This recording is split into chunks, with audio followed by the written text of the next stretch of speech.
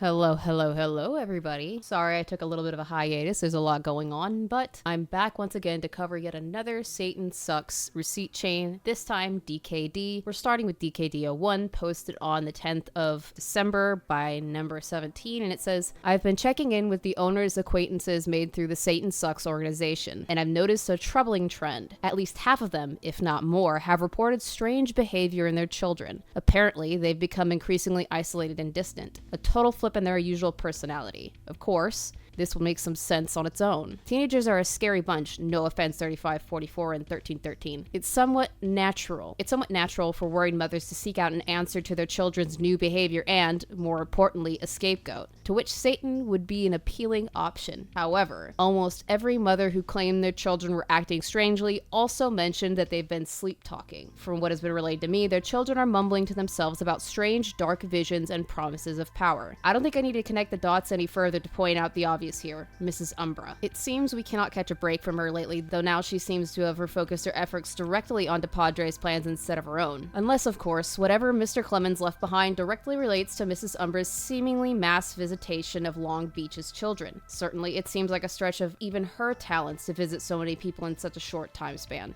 Though I am not much of a dreamer myself, I'm much more of a realist. In any case, what Mrs. Umbra is doing rings eerily familiar to what Mrs. Aka was up to at Wilson High earlier, and these promises of power certainly align with Padre Santos' general plan to utilize the anathema proxy loophole, which, of course, means we need to serve Mrs. Umbra before she takes her business to any more unsolicited households. While paying Mrs. Umbra's tab in full would be ideal, it is also very impractical. Without a shadow of a doubt, her tab is a little too expensive for us to pay off. Even if we could sate her cafe cravings, Mrs. Aka would undoubtedly bring her right back into the cafe. So we need to serve Mrs. Umbra and ensure that she can't continue to influence the poor children of Long Beach's dreams. Next, we have DKD02, posted 3 days later by 35, and it says, I am so sick and tired of Mrs. Umbra. She is by far my least favorite customer. I was hoping we'd have at least a few weeks before dealing with her again because I've barely recovered from her last service. I don't think Mrs. Umbra has been into the cafe when I'm on night shift, but I still have nightmares about the ordeal. Even when she's not in the cafe, it feels like she is. Or at least, I hope she isn't still lurking around. Hopefully, 71 can work out why 1313 is immune to her charms. Which actually makes me wonder if Mrs. Umbra is reaching out to these kids in person. I mean, obviously, Mrs. Umbra is a big dreamer. But if Mrs. Umbra is still giving me nightmares even though I haven't seen her in a while, what if she's doing the same to the kids of Long Beach? If it would be impossible for her to reach out to so many kids in person, maybe it's more of a mass hysteria. I mean, that's what Padre and the Satan Sucks moms are all about, right? Mass hysteria. All it would take is Mrs. Umbra visiting one or two kids, whispering some demonic thoughts into their ears, and then boom, mass hysteria. Everyone is being visited by Mrs. Umbra now, either out of genuine anxiety that they might, or because teens are dumb, and it's trying to pretend you've been indoctrinated into some sort of nightmare demon cult.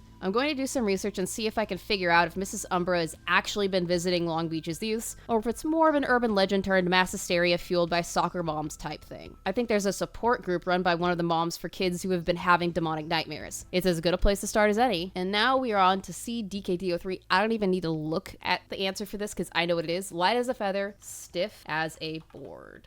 That's so freaking easy. That one I even know. This one is also by number 35 and is posted 2 days after the previous and it says, well, that made me want to rip out my hair. I know Padre is just using these moms and they aren't actually evil demons or anything like that, but wow, they are annoying. I don't know if I've ever been that infantilized before. Also, I feel like I know more about Umbra than you do, Jan, so shut up. I don't think I'll be going back to next Friday's meeting because I would rather die. But it was still worth going as I got a pretty good look at the other victims of Umbra. Victims in quotes because, as I suspected, he only actually visited 2 other teens. At least that's what my planchette was showing. One was Nelson Galloway, Jan's kid, which probably sparked this whole hysteria. The other was Wanda Parrish. I don't know Wanda very well as she doesn't even go to Wilson, but she definitely had an astral gunk of Umbra in her subconscious. And while the rest of the therapy group weren't directly visited by Umbra, they did have some sort of tint of Umbra's magic over their subconscious, but nothing like the actual darkness he brings with his sleep paralysis. I wish I could have gotten a better look at everyone, but Jan freaked out when I pulled out my planchette. I almost had to pry it away from her because she was convinced it was a demonic object that needed to be destroyed. I guess, yeah, it is a demonic object, but it's Ouroborean, Jan. It's not Haunt or Skaldian. But she wouldn't know any of that, would she? Jan,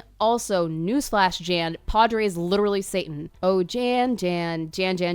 She gets under my skin. I'm going to see if I can figure out where Wanda goes to school so I can talk to her her a bit about her visitation from Umbra. I guess I could also talk to Nelson, but he'd probably bring it up with his mom, and if I have to interact with Jan one more time, I think I will actually lose it. We're gonna do one more of these, and I think I can figure out what the answer to this one is. Her own personal anathema. It's Jan. Duh. The next day, 35 posts. Gross. Wanda and Elsa are dating. I mean, I'm happy for them or whatever. It just means I'll probably have to interact with Jan again. Ugh. Though I guess that explains why Umbra went for both Wanda and Nelson. Padre probably had Umbra go after Nelson because of his mom's prominent involvement in sucking. And then, to spread the hysteria, he targeted Wanda next. Then the rumor spread and the hysteria kicked in. At least, that's what I'm guessing happened. I think to really piece things together, I'll need to actually talk to those two, which puts me on Jan's potential warpath. I've called Wanda's parents to see if she would like to hang out tomorrow, and I got the cold shoulder. I guess if I got a call from a random kid from a different school, I'd probably ignore it too, which of course left me having to call Jan. At least she remembered me, though from the tone of her voice, I could tell her feelings for each other must be mutual. Still, I was able to convince her to let me hang out with Nelson tomorrow at Bible study. Yay, that's so exciting. I'm sure I won't hate being surrounded by the sucky wasps. In the meantime, I've been calling up the other kids who were visited by Umbra. While none of them had his distinctive dark aura around them in person, all their descriptions matched what I'd personally seen and experienced with the Hatman. So either everyone's been regurgitating Wanda and Nelson's stories perfectly, or somehow Umbra did at the very least influence these kids' dreams. I hope Nelson's dreams provide more insight than the generic scary shadow man with a bowler hat and beard stared at me and told me to join Satan's army. If not, I'll be seeing Jan for no good reason. Okay, so we're seeing Umbra being really involved with things, and I'm really interested to see what happens in the last 3 receipts in this receipt chain, but we'll have to figure out about that next time. So until then, sweet nightmares. I just wanted to take the time to thank my Patreons and channel members. Your support is so appreciated. If you are not a channel member or Patreon and you would like to become one, there's a link in the description below. All channel members and Patreons receive 24 hours early access to all content posted on both of my channels, and all Patreons or channel members of the $10 Hellhound tier can request one horror-related video or stream topic, or one horror-related game that I play on my live streams on Tuesdays and Thursdays. Again, thank you so much for supporting the channel and the content that I make.